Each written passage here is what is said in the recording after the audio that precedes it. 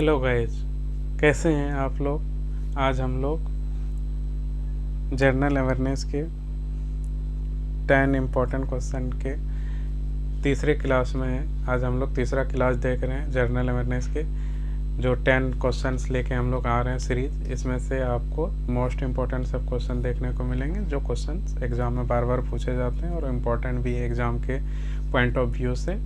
और ये हम लोग 10 मिनट में 10 क्वेश्चन देखते हैं ताकि हम लोगों का रिवीजन अच्छा हो सके और अच्छे से हम एग्ज़ाम की तैयारी कर सकें। और ये स्वेट के एग्ज़ाम के लिए, सेंट्रल यूनिवर्सिटी में एंट्रेंस के एग्ज़ाम के लिए या किसी भी जनरल कंपटीशन के एग्ज़ाम के लिए बहुत ही इम्पोर्टेंट सेशन है। तो आप लोग आई होप अच्छे से देखेंगे। और आइए आज हम लोग स्टार्ट करते हैं क्वेश्चन नंबर 1 से। तो पहला क्वेश्चन नंबर है सेबी। सेबी वाज सेटअप इन। सेबी क्या होता है? सेबी का फुल फॉर्म होता है the security and exchange board of India. SEBI क्या होता है? जितने भी शेयर मार्केट का रेगुलेशन होता है, share purchase, sale and purchase होता है, तो उसको रेगुलेट कौन करता है? सेबी करता है। तो सेबी एक गवर्नमेंट बॉडी है।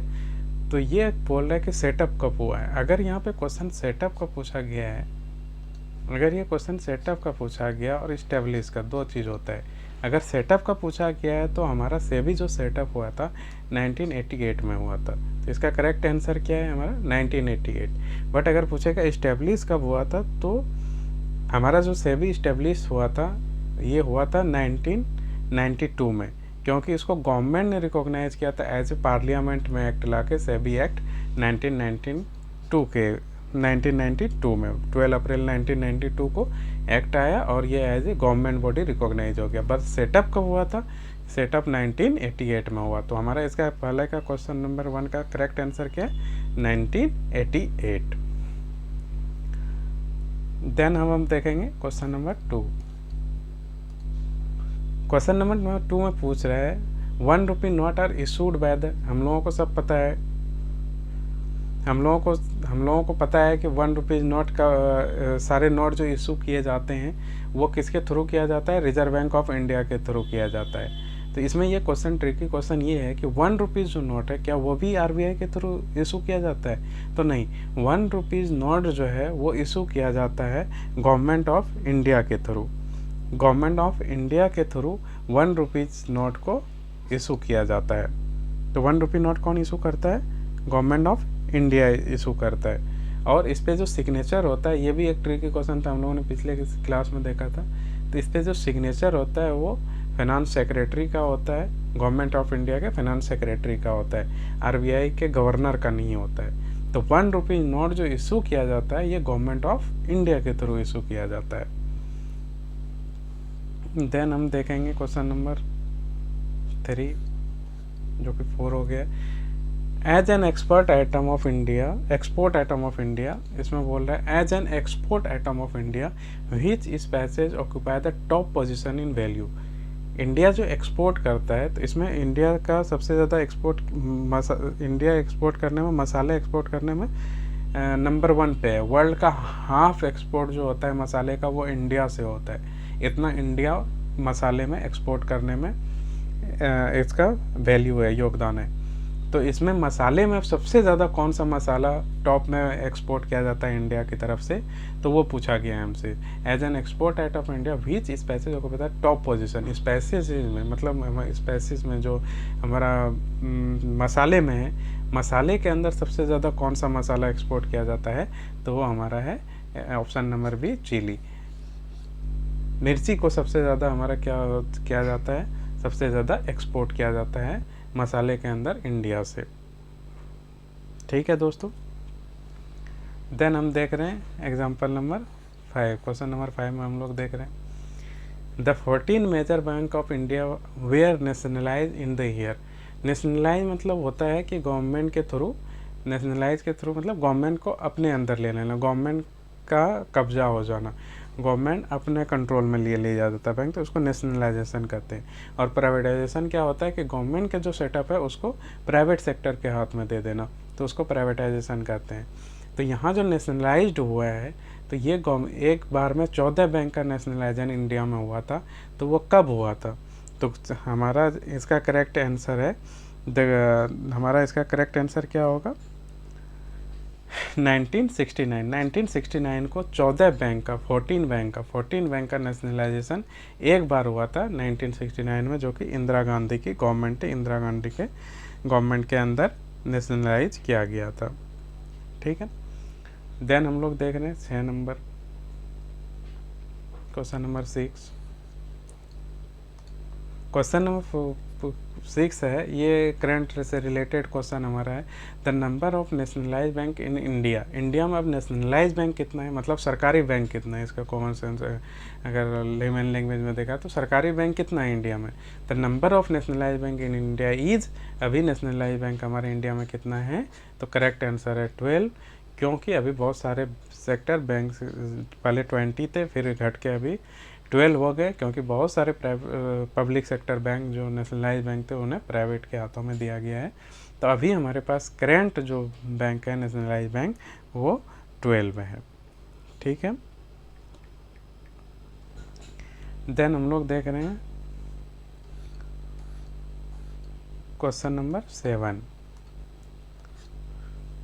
क्वेश्चन नंबर में पूछ रहा है कि which is not a major undertaken by government to check inflation. जो हमारा इन्फ्लेशन, अभी इंडिया का इन्फ्लेशन बहुत ज़्यादा बढ़ गया है, और जगह जैसे अभी श्रीलंका का कंडीशन हुआ, इन्फ्लेशन बहुत ज़्यादा बढ़ गया। इन्फ्लेशन मीन्स महंगाई बहुत ज़्यादा बढ़ गया, इन्फ्लेशन बढ़ गया।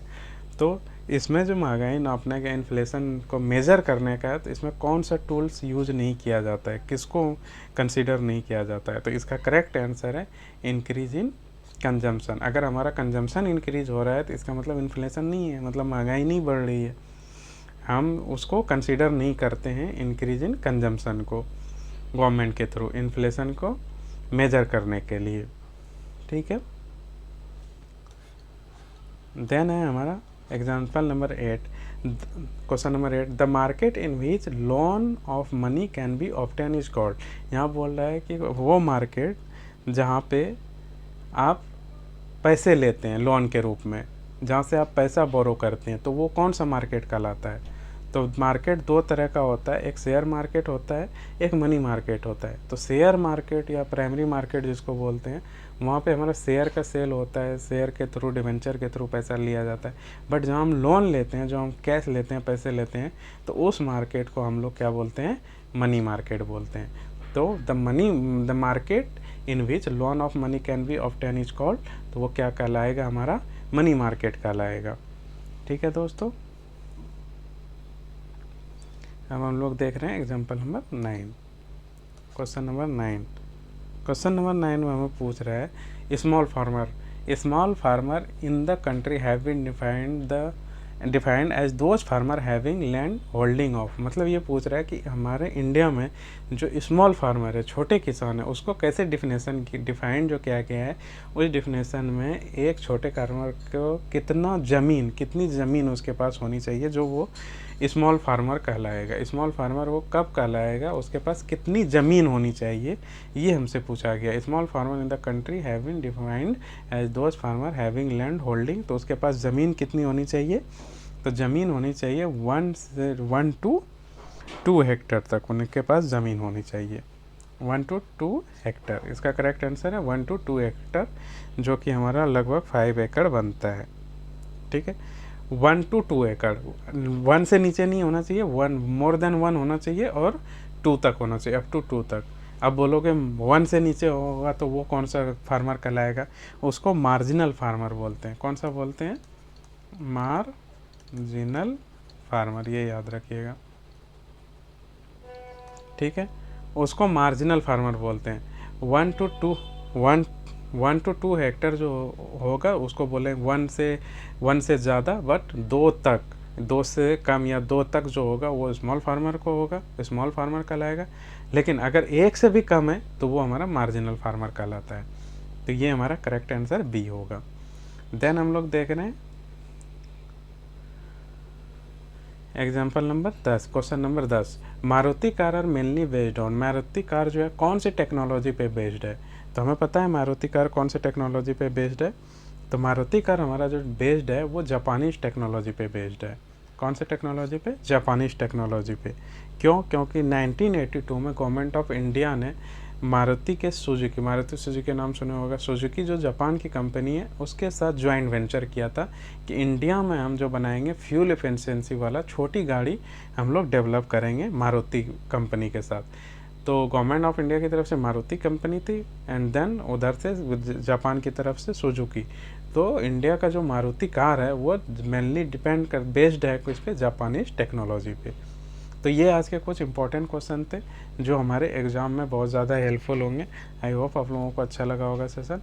आप लोग अपना फीडबैक दीजिएगा और हम इम्प्रूव कर सकें इस सेशन को, और आप लोग इसको ज़रूर गो थ्रू कीजिए, इससे आप लोगों को बहुत ज़्यादा हेल्प मिलेगा। Thank you.